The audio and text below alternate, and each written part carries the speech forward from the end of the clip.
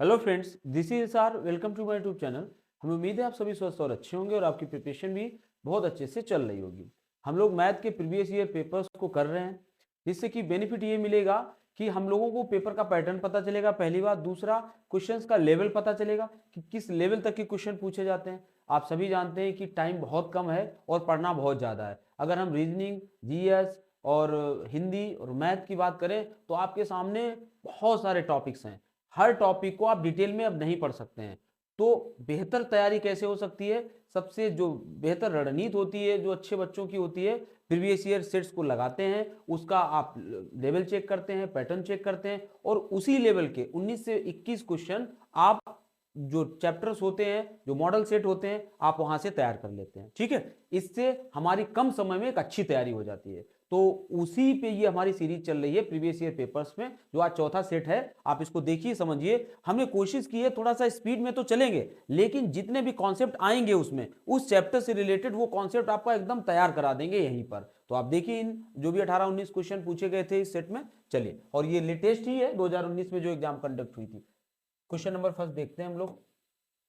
Question number first है, किसी वृत्त के व्यास को 2 गुना किया गया, उसका क्षेत्रफल कितना बढ़ जाएगा? बहुत ही इंपॉर्टेंट ये क्वेश्चन है किसी भी एग्जाम के लिए। यहां पर अक्सर होता है कि चलो यहां तो व्यास दिया है, लेकिन वृत्त के सेंस में आप इसको त्रिज्या कंसीडर करेंगे तो भी कोई प्रॉब्लम नहीं है, क्योंकि आप यहां पर अगर त्रिज्या का ही वर्ग लिया जाता, आप समझते हैं कि एक अगर वृत्त की आप बात करें तो वृत्त का जो क्षेत्रफल होता है, जो वृत्त का क्षेत्रफल होता है वो होता है पाई आर स्क्वायर। अब यहां पर r का मान थोड़ी देर के लिए अगर आप 1 रखते हैं तो इसका मान कितना आ जाएगा? 1 का स्क्वायर 1 ही रहेगा, यानी जो क्षेत्रफल आएगा वो पाई ही आएगा।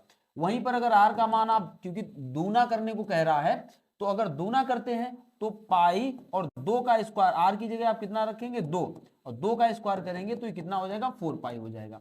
तो यहां से सिंपल आपके सामने निकल आ रहा है कि मात्र त्रिज्या या व्यास को दूना करने से उसका क्षेत्रफल वृत्त का कितना हो जाता है? 4 गुना हो जाता है।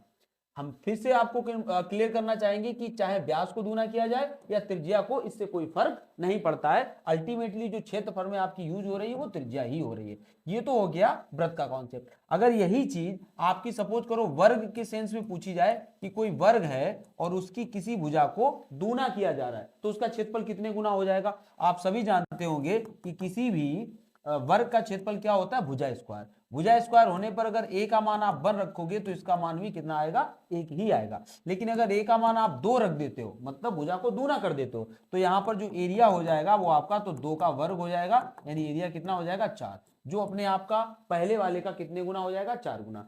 तो किसी वर्ग की भुजा को दूना करने पर भी एरिया कितने गुना हो जाता है? 4 गुना। अब तीसरा क्वेश्चन देख लेते हैं जो पूछा जाता है। वो समझ लीजिए, मान लीजिए कोई आयत है और आयत में लंबाई चौड़ाई है। आयत का क्षेत्रफल आप सभी जानते होंगे, लंबाई गुणे चौड़ाई। अगर किसी आयत की या तो लंबाई या चौड़ाई किसी एक को दूना किया जाए तो क्षेत्रफल कितना हो जाता है?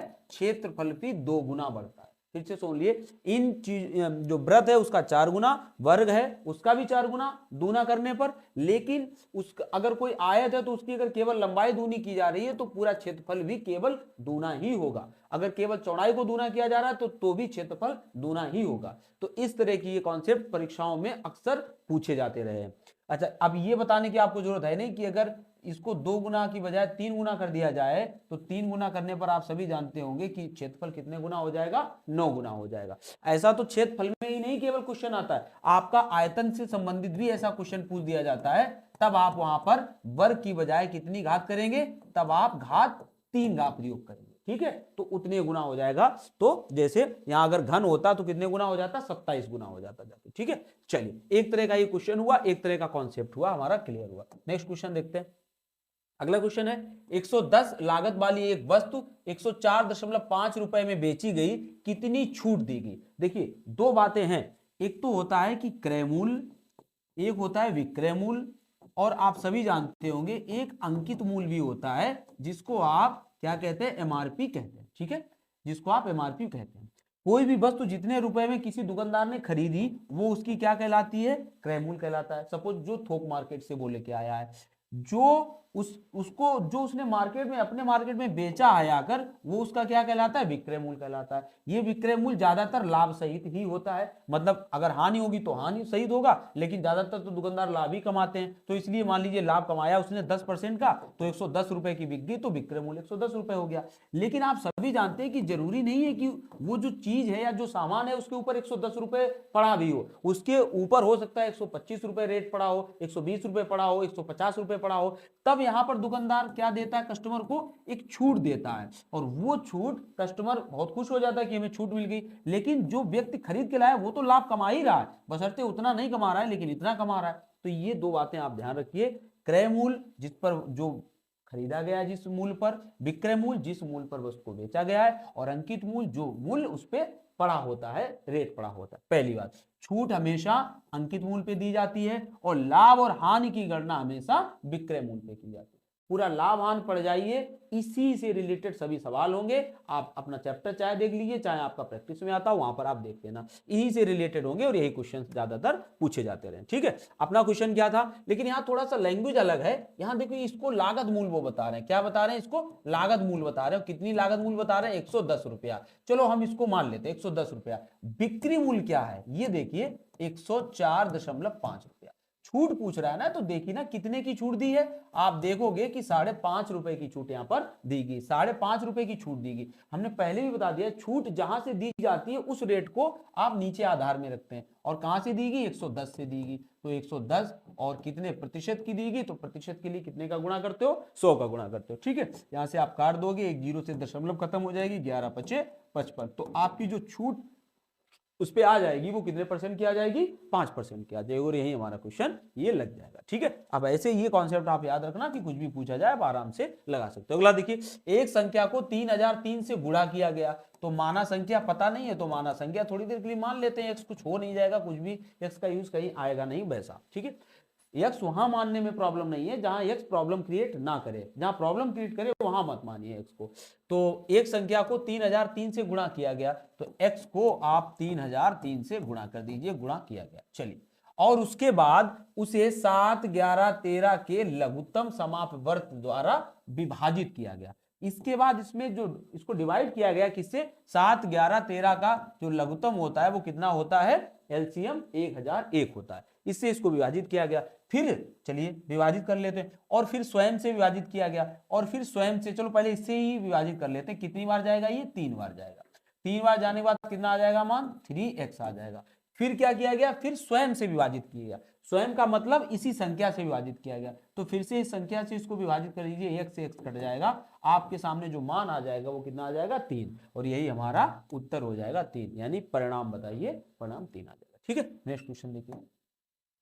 अगला क्वेश्चन है, यदि बिक्री मूल्य 3 गुना किया जाए, कोई बिक्री मूल्य है उसको 3 गुना कर दिया जाए विक्रय मूल्य को, तो लाभ 5 गुना हो जाता है। तो लाभ कितना बढ़ के हो जाता है? 5 गुना लाभ हो जाता है। लाभ ज्ञात कीजिए। अब आप इसको लगाने का जो तरीका, आप ऐसे नहीं कर सकते जैसे 1 को 5 गुना कर दो लाभ 5 हो गया, ऐसे आप इसको नहीं लगा सकते हो। मतलब आप इसको बहुत आराम से नहीं लगा सकते हो। थोड़ा सा सवाल अगर उन्होंने पूछा है तो सवाल में है थोड़ा सा काम। कैसा है?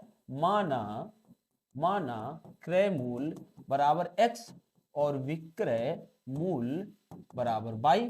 अब आप आराम से देखिए, x और y हमने मान लिए, जरूरत कोई प्रॉब्लम नहीं होगी। यदि बिक्री मूल्य 3 गुना कर दिया जाए, बिक्री मूल्य कितना है?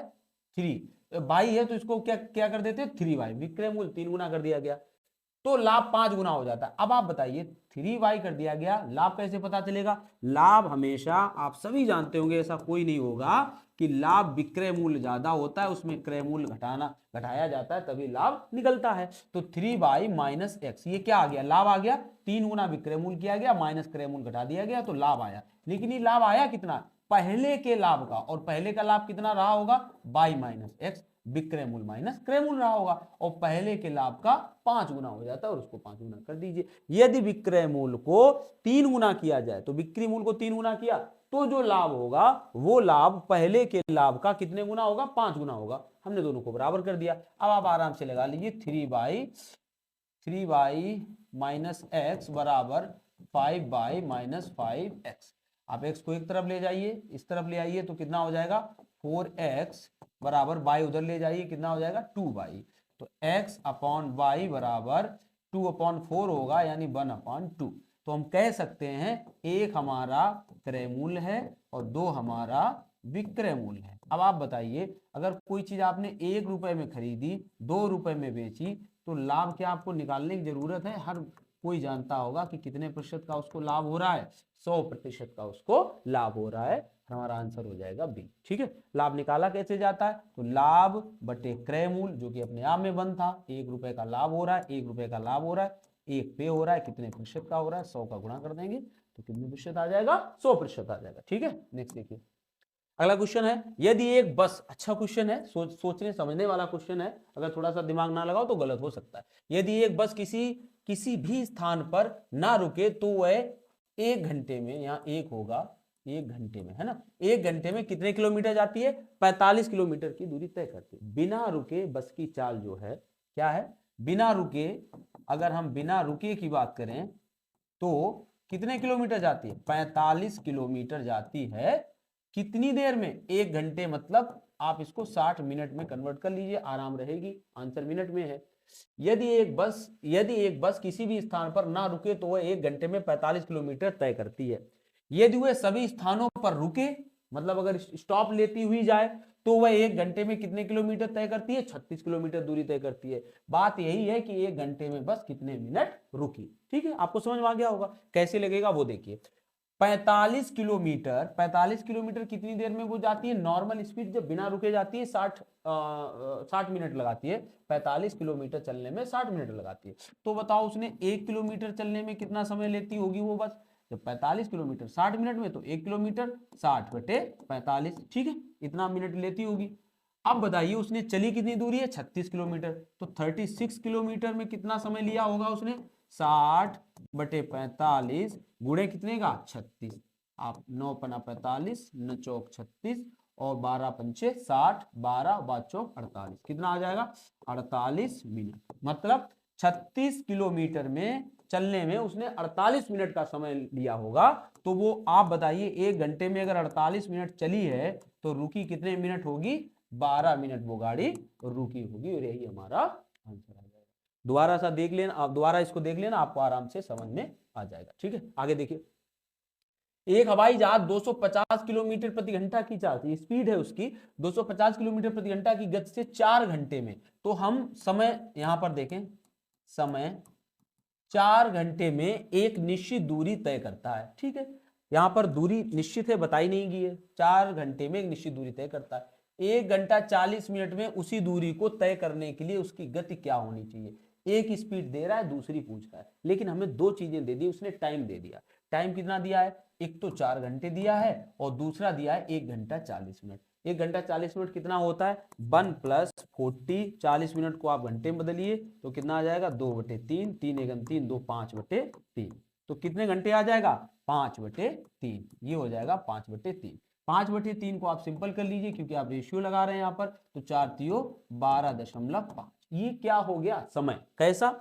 12 अगर पहले का समय लगता था तो अब समय कितना लग रहा है? 5। मतलब जो शुरू वाला जब ये चाल थी तब समय कितना लग रहा था? 12 लग रहा था। तो जो बाद वाली चाल होगी उस पे समय कितना लगेगा? 5। चलिए ठीक, समय और यहां पर चाल की बात की गई। आपको एक बात बता दें, चाल और समय अगर दूरी फिक्स है, अगर एक ही दूरी जानी है, तो अगर समय का रेशियो A/B है तो चाल का रेशियो B/A होता है। कैसे? आप देख लीजिए। एक बात बताइए, अगर 12 समय लग रहा है और यहाँ 5 समय लग रहा है, तो यहाँ समय ज्यादा लग रहा है तो चाल कैसी होगी? इसकी कम होगी। और यहाँ कम समय लग रहा है तो इसकी चाल कैसी होगी? पहले वाला ये दूसरा वाला। यहाँ 12 समय लग रहा है तो चाल इसकी कैसी होगी? कम होगी।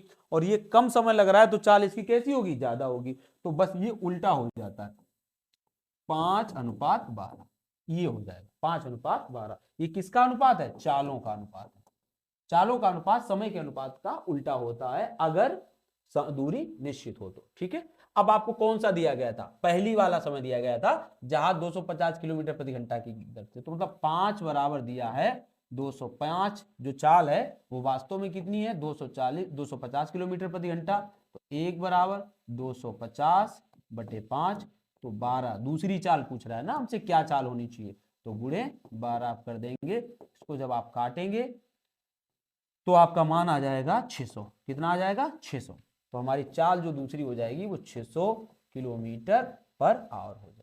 ठीक है, 600 किलोमीटर प्रति घंटा। ठीक, अगला देखिए। नेक्स्ट क्वेश्चन है, एक रुपए 42,000 में एक स्कूटर खरीदता है और मरम्मत पर 6,000 खर्च कर देता है। देखिए, अगर उसने खरीदा है 42,000 पे, लेकिन उसने मरम्मत भी की है, तो मरम्मत वाला रुपया उसके किस में जुड़ जाएगा? क्रय मूल्य ही माना जाएगा। जो मरम्मत पे भी खर्च होता है वो भी क्रय मूल्य के ही अंतर्गत आता है। ठीक है, तो जो एग्जैक्ट उसका क्रय मूल्य हो जाएगा वो कितना हो जाएगा? 48,000। कितने रुपए का हो जाएगा? 48,000 रुपए उसका खरीद का मूल्य हुआ, जो उसके खर्च हुए जेब से। आगे क्या कह रहा है? स्कूटर को 54,000 रुपए में बेचता है, उसका लाभ बताइए। अब आप बताइए, 48,000 रुपए वाली चीज को अगर 54,000 रुपए में बेचा जाए तो लाभ सीधा सीधा निकल आएगा। कितना लाभ आएगा? लाभ आ जाएगा 6,000 का। कितने का? 6,000 रुपए का लाभ हो जाएगा। लाभ हमेशा किस पे निकाला जाता है? क्रय मूल्य पर। किस पर? चाहे लाभ हो चाहे हानि हो, हमेशा क्रय मूल्य पे देखी जाती है। और क्रय मूल्य उसका कितना है? 48,000। प्रतिशत अगर ज्ञात करना है तो 100 का आप गुणा कर दीजिए। 3 3 जीरो चलेगी और यहां से 8 आ जाएगा। 100/8 मतलब 12.5%।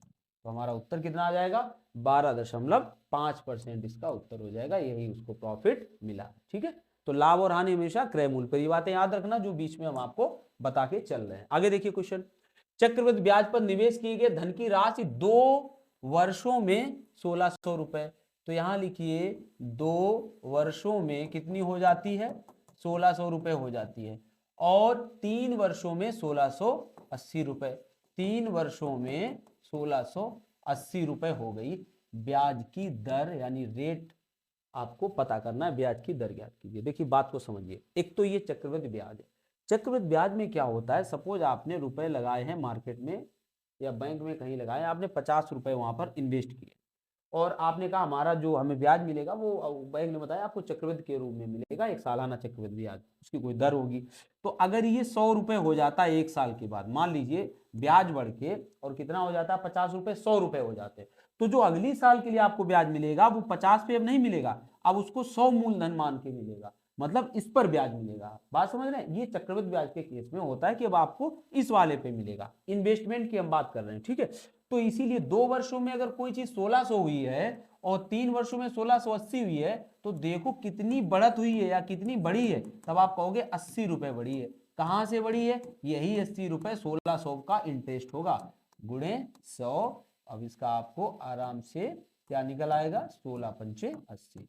तो जो रेट ऑफ इंटरेस्ट है वो कितना रहा होगा?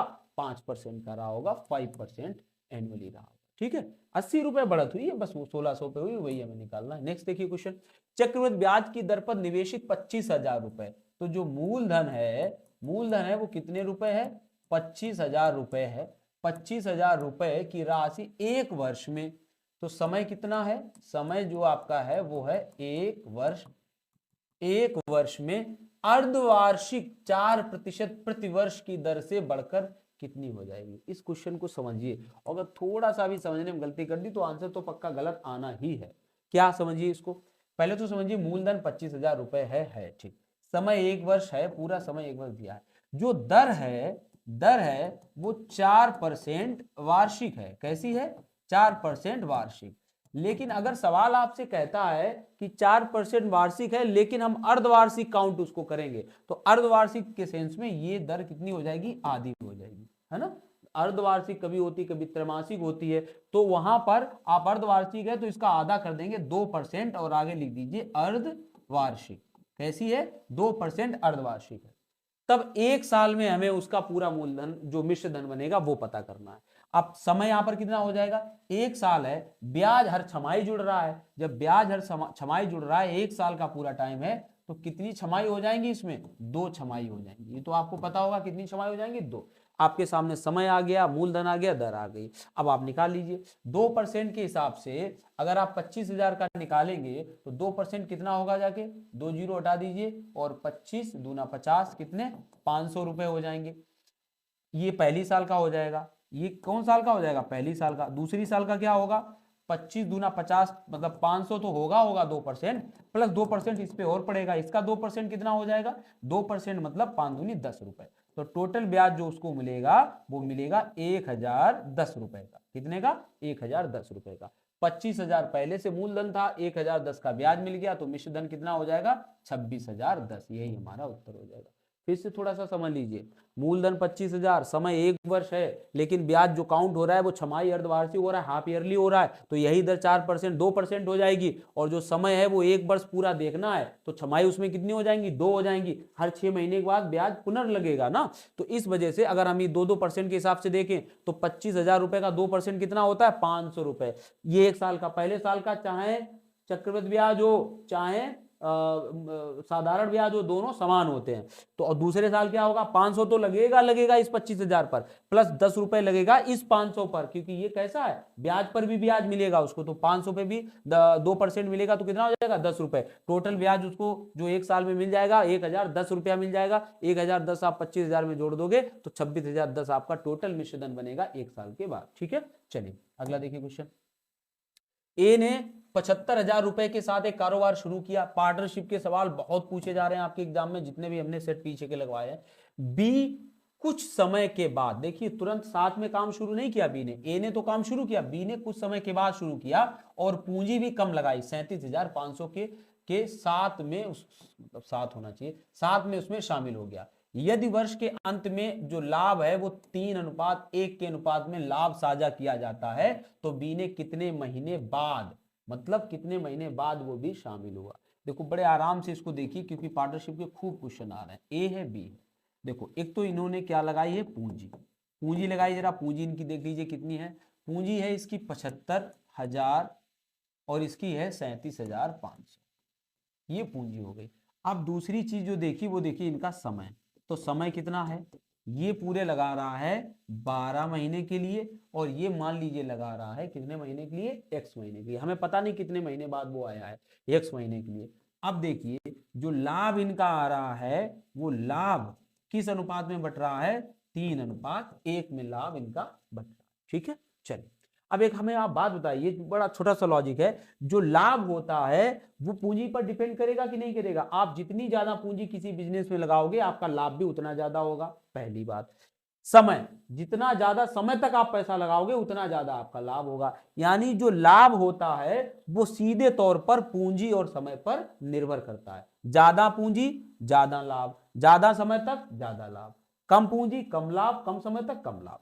मतलब इन दोनों का गुणनफल ही ये होता है, और इन दोनों का गुणनफल तो फिर ये होगा। तो हम कैसे लिख सकते हैं, पहले तो इसको सरल कर दीजिए।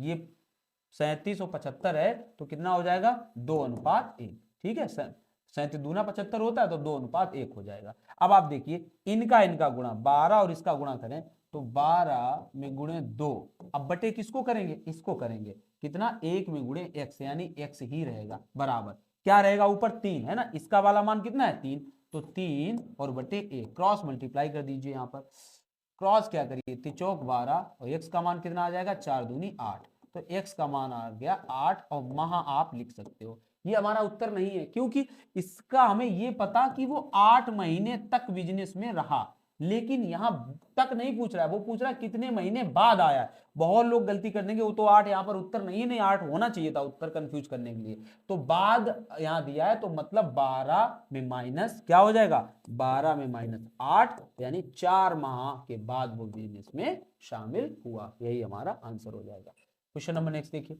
अगला क्वेश्चन है, एक छात्र के अंक 68 के बजाय 88 के रूप में दर्ज किए गए थे, इस कारण पूरे कक्षा का जो औसत अंक है वो 0.5 से बढ़ जाता है। कक्षा में छात्रों की क्या पूछ रहा है, संख्या पूछ रहा है। बहुत प्यारा क्वेश्चन है। पहले तो देखिए जो एक छात्र है उसका कितना बड़ा, 68 से 88 हुआ है, ठीक है, कितना बड़ा है, आप तुरंत कहोगे कि इसने 20 की बढ़त हुई है। कितने की बढ़त हुई है, जो बड़ा है वो कितने का बड़ा है, 20 का बड़ा। अब आप बताइए जो औसत बड़ा है, औसत वो कितना बड़ा है, औसत बड़ा है वो कितना बड़ा है, 0.5। अब हमें एक बात आप बताइए, आप इसको मोटी लैंग्वेज में समझिए ना, तो कुछ एक्स मानिए कुछ मत मानिए, आप मोटी लैंग्वेज में समझिए। ये जो 20 बड़ा है भाई किसी बच्चे को नंबर ज्यादा दे दिए गए और फिर ये कहा गया कि देखिए उस नंबर ज्यादा देने की वजह से पूरे कक्षा का औसत बढ़ गया है। तो कक्षा का औसत का मतलब होगा यही 20 सभी बच्चों में समान रूप से बट गए होंगे, यही 20 सभी बच्चों में समान रूप से बट गए होंगे। और कितने कितने बट गए? 0.5 0.5 0.5। कितने लोगों में बटे? अगर संख्या हमें जाननी होगी तो हमें 20 को 0.5 से भाग लगाना होगा, तो यानी कि वो कितने लोगों में बटा होगा? 40 लोगों में बटा होगा। 40 का गुणा आप 0.5 में कीजिए, आपका उत्तर 20 आ जाएगा। तो 20 को जो ज्यादा हुआ है ये सभी बच्चों में समान रूप से डिस्ट्रीब्यूट हुआ होगा, तभी तो औसत बढ़ा है। तो डिस्ट्रीब्यूशन कितने कितने का हुआ? 0.5 0.5 0.5 सबका बड़ा होगा, तभी तो औसत बढ़ेगा। तो सबका बड़ा मतलब कितने का बड़ा? तो 0.5 का भाग लगा दीजिए, 40 हमारा आंसर आ जाएगा 40। ठीक है, नेक्स्ट क्वेश्चन देखिए। अगला है ए बी से 2 गुना कुशल है। देखिए एक ए है, एक बी है, एक सी है। अब कह रहा है ए बी से 2 गुना है, ए बी से 2 गुना कुशल है और बी सी से तिगुना है। जो बी है ये सी से तिगुना है, तो सी से तिगुने का मतलब है इस तरह से, बी सी का तिगुना है। देखो अब b की वैल्यू तो एक ही होगी, आप यहां पर 3 का गुणा कर सकते हो। जब यहां 3 का गुणा करोगे तो इसके सापेक्ष जो इसका अनुपात है उसमें भी 3 का आपको गुणा करना पड़ेगा। तो आपके सामने जो ए बी सी के मान आ जाएंगे वो आ जाएंगे 3 दूनी 6, 3 तिरका 9 और 1 एकम 1, ये आ जाएंगे। मतलब इनकी एक्चुअल में ये किनका अनुपात है? क्षमताओं का। कुशलता मतलब क्या होती है? क्षमताएं। तो ये इनकी क्षमताओं का अनुपात आ गया। अब क्या कह रहा है क्वेश्चन आगे? सी कोई काम 30 दिनों में पूरा कर लेता है। सी कोई काम 30 दिनों में पूरा कर लेता है तो वे एक साथ मिलकर उस काम को कितने दिन में पूरा करेंगे? सी का मतलब एक क्षमता वाला आदमी, जब एक क्षमता वाला आदमी किसी काम को कितने दिन में करता है? 30 दिनों में करता है। एक क्षमता वाला आदमी जब 30 दिनों में करता है तो बताइए 9 6 15 1 16, क्या कुछ गड़बड़ हो रहा है? 3 तिरका 9, सॉरी ये 9 नहीं होगा, ये 3 ही होगा यहाँ पर। ये इसका मान तो 3 ही है ना, ये 9 नहीं होगा, इसका गुणा नहीं होगा, इसको हमने 3 बना लिया है, ये 3 होगा। ठीक है, हाँ ये 3 होगा। तो 6 3 9 1 10, तो 10 क्षमता वाला व्यक्ति, जो अगर क्षमताएं 10 हो जाएंगी तो कितने हो जाएंगे? 10 10 का गुणा 30 में नहीं होगा, 300 नहीं होगा, कितना हो जाएगा? 3 दिन। आप सिंपल सा लॉजिक लगाएंगे, एक आदमी अगर 30 दिन में करता है तो 10 आदमी वही काम कितने दिन में करेंगे? 3 दिन में करेंगे। तो 10 का भाग लगा दीजिए, 3 दिन हमारा आंसर आ जाएगा और यही हमारा उत्तर है। ठीक है, चलिए नेक्स्ट क्वेश्चन देखते हैं। अगला क्वेश्चन है, किसी आयत की लंबाई चौड़ाई का अनुपात इतना है। आयत की लंबाई और चौड़ाई कितनी है? 5:6। देखिए यहाँ पर थोड़ा सा गलत दिया है, मतलब जैसा दिया है वैसे ही कंसीडर करना पड़ेगा। लंबाई को 5 दिया है, चौड़ाई को 6 दिया है, तो कम ज्यादा दिया है, आप उसको जो दिया है उन्होंने वही मानिए। लंबाई को 5 ही मानिए, चौड़ाई को 6 ही मानिए। इसका क्षेत्रफल है 6750। आयत की लंबाई और क्षेत्रफल का अनुपात ज्ञात करना है। तो देखिए पहले तो देखिए लंबाई और चौड़ाई का जो अनुपात है 5:6, अगर इसको थोड़ा सा मान के चलें तो 5x और 6x हो जाएगा। अब इसका क्षेत्रफल अगर हम निकालें तो क्या? इन दोनों का गुणा कर दीजिए, 5x और 6x का क्या कर दीजिए? गुणा। और ये क्षेत्रफल आप किसके बराबर कर सकते हैं? 6750 के बराबर आप कर सकते हैं, क्योंकि ये रियल है। 6750 सेंटीमीटर स्क्वायर रियल स्क्वायर हो जाएगा। रियल यहाँ पर क्या है? क्षेत्रफल है। अब इसका 5 का 30, 30 का वहां भाग लगाएंगे तो x स्क्वायर बराबर 30 का भाग लगाएंगे, 0 कट जाएगी, और 3 दूनी 6, 3 दूनी 6 और 3 15, 225। तो x का मान कितना आ जाएगा? 15। x का मान 15 आ गया। तो हम यहाँ से लंबाई चौड़ाई निकाल सकते हैं, लंबाई और चौड़ाई। तो लंबाई कितनी हो जाएगी? 15 पना 75, और चौड़ाई कितनी हो जाएगी? 15 छक्का 90। क्या पूछ रहा था वो? आयत की लंबाई और क्षेत्रफल का अनुपात। लंबाई और क्षेत्रफल का अनुपात, तो लंबाई कितनी है? 75 है, और क्षेत्रफल कितना है जो ऊपर था पहले का? 67 और 50। ठीक है, 67 50, और उसमें भी क्या यही है, आप इसको यही मानिए। तो 75 से 75 जब काट दोगे तो 90 ही तो बचेगा। तो जो अनुपात आ जाएगा वो एक अनुपात कितने का आ जाएगा? 90 का आ जाएगा। उसको भी लिखने की क्या जरूरत है? तो यही दोनों राशियां, तो 75 से 75 कट जाएगा, एक अनुपात जो लंबाई और किसका अनुपात? क्षेत्रफल का आएगा, वो क्या आएगा? 1:90। ठीक है, 1:90, यही हमारा आंसर हो जाएगा। अगला देखिए क्वेश्चन। अगला है 11 से विभाजित होने वाली सबसे छोटी 4 अंकों वाली संख्या। 11 से विभाजित होने वाली पहले सबसे छोटी 4 अंकों की संख्या क्या होती है? 1000। 11 से विभाजित क्या ये होगी? देखिए ये वाला क्वेश्चन बहुत इंपॉर्टेंट है। यहाँ पर क्वेश्चन ऐसे बनते हैं, अगर आपने देखे होंगे, 5 अंकों की वह छोटी छोटी संख्या बताइए जो 13 से कटती हो, है ना, या 6 अंकों की वह बड़ी से बड़ी संख्या बताइए जो 19 से कटती हो। ये वाले जो सवाल छोटी से छोटी बड़ी से बड़ी बहुत एग्जाम में पूछे जाते हैं, और हमें क्या करना होता है, आप इसको देखेंगे और यहीं से आपको पता चल जाएगा। चलिए देखिए, देखो यहां से क्या है, 4 अंकों की छोटी से छोटी संख्या जो किससे कटे? 11 से कटे। तो 11 से काटिए, ये 99, 99 आएगा, 1 0 नहीं जा रहा तो 90। ठीक है, अब ये आपका क्या बचा है? शेष बचा है। देखो जब बड़ी से बड़ी होता है तो यहां पर हम क्या लिखते? 9 9 9 9 4 जगह लिखते। जब बड़ी से बड़ी दिया होता और हमें विभाजित करना होता तो उस कंडीशन में हम क्या करते? इस वाली को संख्या को उससे घटा देते। क्या करते? एक सेकंड रुकना जरा। उस वाली संख्या को इससे क्या करते? घटा देते। लेकिन यहां पर क्योंकि ये कह रहा है कि हमें छोटी छोटी संख्या बताओ, तो आप इसको 10 को घटा तो सकते ना। ये फादिल आया है, इसको अगर हटा देंगे तो हमारा कट जाएगा। आप 1000 से 10 घटाइए, 990 बचेगा, 990 11 से कट जाएगा। तो बात वो नहीं है, बात ये है कि आपको 4 अंकों की तो रखनी है, तो थोड़ी ऊपर बढ़ा दीजिए। अब यहाँ 10 तो पहले से है, आप यहाँ पर मात्र एक और जोड़ दीजिए, 11 हो जाएंगे, और 11 होने से ये संख्या कट जाएगी। मतलब जो 1000 था इसको आप 1001 कर दीजिए, और ये संख्या किससे कट जाएगी? 11 से कट जाएगी।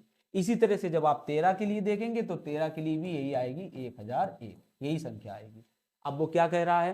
कह रहा है कि इनके अंकों का योग, इनके अंकों का योग क्या होगा? एक में 0 0 1 जुड़ेगा तो 2 ही रहेगा, इनका भी 2 ही रहेगा। अंकों के योग का क्या निकालना है? गुणनफल, और गुणनफल क्या आएगा? 4 आएगा। ठीक है, तो यही हमारा आंसर हो जाएगा 4। ठीक है, नेक्स्ट क्वेश्चन देखिए 15। देखिए 13 से विभाजित होने वाली सबसे छोटी 3 अंकीय संख्या को 16 से विभाजित किया जाए तो शेषफल ज्ञात करें। 13 से 3 अंक की सबसे छोटी कौन है? तो 13 में गुणे 8, 13 8 104। 104 ही संख्या होती है 3 अंक की सबसे जो छोटी होती है, और वो 13 से विभाजित होती है। ठीक है, तो यहाँ पर आप कह रहा है इसको 16 से अगर विभाजित करें तो कितना आएगा? तो 16 96, 96 आता है। तो शेषफल कितना बचेगा? तो शेषफल कितना बचेगा? 8 शेषफल बचेगा। यही हमारा आंसर हो जाएगा। ठीक है, नेक्स्ट देखिए क्वेश्चन। अगला क्वेश्चन है 6561 के वर्गमूल को ज्ञात करके 6561 का वर्गमूल निकालिए। तो 6561 का आपको क्या निकालना है? वर्गमूल निकालना। 61 का वर्गमूल ज्ञात कीजिए। तो इसका वर्गमूल कितना आ जाएगा? 1 और 8 8 64, 8 यानी 81 आ जाएगा। ठीक है, को ज्ञात करके इस संख्या को अपने वर्गमूल से विभाजित किया जाता है। जो वर्गमूल आए इस संख्या को भी इसी संख्या के वर्गमूल से विभाजित कीजिए। तो 81 को 81 के वर्गमूल, 81 का वर्गमूल कितना होता है? 9। 9 से विभाजित करेंगे तो आपके सामने क्या परिणाम आएगा? 9 ही परिणाम आएगा, और यही हमारा आंसर हो जाएगा। ठीक है, अगला क्वेश्चन देखिए। अगला है यक्स के बैंक खाते में कितने रुपए थे? 86.54 का शेष है, मतलब 86 रुपए 54 पैसे शेष है। तो 86 पॉइंट जो ये है शेष है, कुछ है ही नहीं, कैलकुलेशन है बच्चों वाला, 2-3 का सवाल है। 55 रुपया 31 पैसा उसमें जमा कर रहा है, 55 रुपए और 31 पैसे जमा कर रहा है।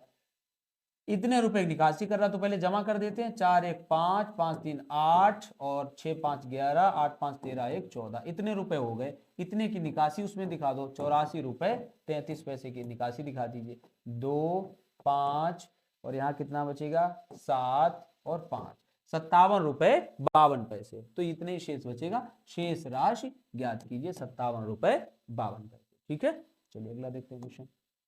नेक्स्ट क्वेश्चन है 40 के वर्ग के 40% का।